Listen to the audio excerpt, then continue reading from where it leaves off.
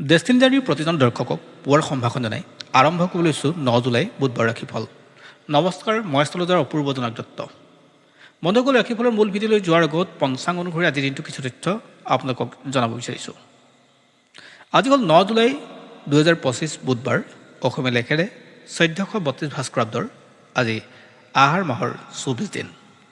আজি সূৰ্যোদয় পুৱা 4:40:02 আৰু সূৰ্যাস্ত হ'ব সন্ধিয়া 6:12:33। আজি তিথি হ'ল শুক্লা চতুৰ্থী তিথি, নক্ষত্ৰ হ'ব মূলা, যোগ ব্ৰহ্ম আৰু কৰণ হ'ল গড়কৰণ। আজি কোনো শিশুৰ জন্ম হ'লে তেওঁৰ ৰাশি হ'ব ধনু ৰাশি, ক্ষত্ৰিয় বৰ্ণ, বৰুণ যোগ, দেৱাৰী গণ হ'ব। অস্তুত্তৰী মতে শনি আৰু বিংশোত্তৰী মতে কেতুৰ দশা লাভ কৰিব। আনহাতে কোনো কন্যা আদ্যৰিটো হ'লে আজি তিনিমহীয়া প্ৰতিহীনা যোগ হ'ব আৰু মতান্তৰে হ'ব সাদিনীয়া সুভগা যোগ। বন্ধুসকল, 12টা ৰাশি আছে। এই 12টা ৰাশি আজিৰ দিনটো কেনে যাব তাকে জনাম, গতিকে ভিডিঅ'টো শেষলৈকে চাব। এটা অনুৰোধ, যদি আপোনালোকে আমাৰ এই ভিডিঅ' ফেচবুকত প্ৰথমবাৰ কাটি চাইছে, পেজটো ফ'ল' কৰি ৰাখিব আৰু ইউটিউবত যদি চাইছে তেনেহ'লে চেনেলটো ছাবস্ক্ৰাইব কৰি কাষত থকা বেল আইকনটো প্ৰেছ কৰিব, যাতে অনাগত দিনত আমাৰ এষ্ট্ৰলজিৰ ভিডিঅ'সমূহ আপুনি সহজে পায়। আৰু এতিয়া আহিছোঁ ৰাশিফলৰ মূল অংশলৈ। প্ৰথমে জনাব বিচাৰিছোঁ মেষ ৰাশিৰ বিষয়ে। যদি আপুনি মেষ ৰাশিৰ ব্যক্তি হয় তেনেহ'লে আজিৰ দিনটো কিছু আপোনাৰ কঠিনতাৰ হ'ব। যিকোনো ক্ষেত্ৰতে শত্ৰুৰ পৰা আপুনি সমস্যাত পৰিব। অফিচৰ পৰা আৰম্ভ কৰি ব্যৱসায়লৈকে সকলো ক্ষেত্ৰতে আপোনাৰ বাধা আহিব, গতিকে কামখিনি কৰোঁতে আপুনি অলপ সাৱধান হ'ব। ইয়াৰ পিছত আহিছোঁ বৃষ ৰাশিলৈ। যদি আপুনি বৃষ ৰাশিৰ ব্যক্তি হয় তেনেহ'লে সা সম্পদৰ ক্ষেত্ৰত আপুনি চিন্তা কৰিবলগীয়া কথা নাথাকে। আপোনাৰ টকা পইচা সা সম্পদ আজি যথেষ্ট ভাল দিশত যাব, কিন্তু স্বাস্থ্যক লৈ কিছু অলপ সচেতন হ'ব। বহু ক্ষেত্ৰত আপোনাৰ স্বাস্থ্য সমস্যাত পেলাব। বিশেষকৈ ছাত্ৰ ছাত্ৰীসকলে পঢ়া শুনা দিশটোত অলপ গুৰুত্ব সহকাৰে বিবেচনা কৰিব। ইয়াৰ পিছত আহিছোঁ মিথুন ৰাশিলৈ। যদি আপুনি মিথুন ৰাশিৰ ব্যক্তি হয় তেনেহ'লে কিছু অপেক্ষা কৰাৰ দৰকাৰ। আজিৰ দিনটোত আপুনি যিকোনো কাম খৰখেদাকৈ নকৰিব, পৰিকল্পনা অনুযায়ী কাম কৰিব। হয়তো 2 এদিন আপোনাৰ দেৰি হ'ব ভাল কামৰ ক্ষেত্ৰত, আজি কিন্তু বৰ তাড়াতাড়ি নকৰিব। স্বাস্থ্যৰ উন্নত, ব্যৱসায়িকভাৱে ভাল আৰু পৰিয়ালৰ ক্ষেত্ৰতো আজি পজিটিভ বাৰ্তা আছে। ইয়াৰ ভিতৰত আহিছোঁ কৰ্কট ৰাশিলৈ। যদি আপুনি কৰ্কট ৰাশিৰ ব্যক্তি হয় আপোনাৰ জীৱনত অপৰচুনিটি বাঢ়িব আজিৰ দিনটোত। বিভিন্ন ফালৰ পৰা আপোনাৰ টকা পইচাই হওক, বিভিন্ন ক্ষেত্ৰতে নতুন খবৰে হওক আপোনাক ভাল কৰি দিব, অৰ্থাৎ আপোনাৰ ক্ষেত্ৰত ভাল দিন আহিব। আজি আপোনাৰ কাৰণে পজিটিভ, যি কাম কৰে তাৰ ভাল ৰিজাল্ট পাব আৰু জ্যেষ্ঠজনৰ পৰামৰ্শ লৈ কাম কৰিলে ভাল হ'ব। ইয়াৰ পিছত আহিছোঁ সিংহ ৰাশিলৈ। যদি আপুনি সিংহ ৰাশিৰ ব্যক্তি হয়, যিকোনো ক্ষেত্ৰতে সিংহৰ দৰে আজি গৰ্জন কৰিব পাৰিব। আপোনাৰ সাহস আৰু আপোনাৰ আত্মবিশ্বাসে আজি যিকোনো কাম সফলতাৰে সমাপ্ত কৰিব পাৰিব। আজি আপোনাৰ ক্ষেত্ৰত লাভৱান যোগ আছে। স্বাস্থ্যৰ ক্ষেত্ৰতো উন্নত হ'ব আৰু পতি পত্নীসকলৰ মাজতো আজি যথেষ্ট সদ্ভাৱৰ সৃষ্টি হ'ব। ইয়াৰ ভিতৰত আহিছোঁ কন্যা ৰাশিলৈ। যদি আপুনি কন্যা ৰাশিৰ ব্যক্তি হয় আপোনাৰ ওচৰ চুবুৰীয়া বন্ধুবৰ্গই আপোনাক সহায়ৰ হাত আগবঢ়াব। টকা পইচা দিশটো আপোনাৰ কাৰণে উন্নত হ'ব। পাবলগীয়া পইচা আপুনি ঘূৰাই পাব।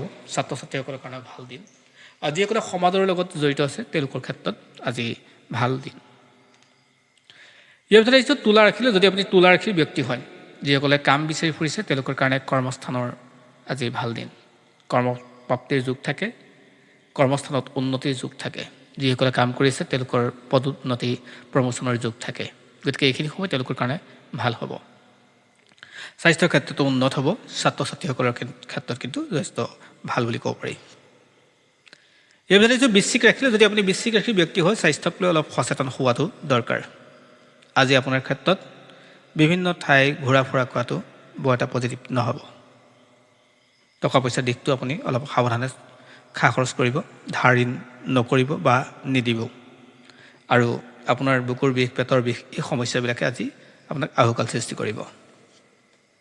ইয়াৰ ভিতৰত আহিছোঁ ধনু ৰাশিলৈ। যদি আপুনি ধনু ৰাশিৰ ব্যক্তি হয় তেনেহ'লে বিবাহৰ উপযোগীসকলৰ কাৰণে ভাল খবৰ, বা যিসকলে বিবাহিত তেওঁলোকৰ ক্ষেত্ৰতো ভাল খবৰ, কাৰণ তেওঁলোকৰ পূৰ্বতে হৈ থকা কাজিয়া বা মতভেদ সেইবিলাক দূৰ হ'ব। গতিকে আজিৰ দিনটো তেওঁলোকৰ কাৰণে ভাল খবৰ।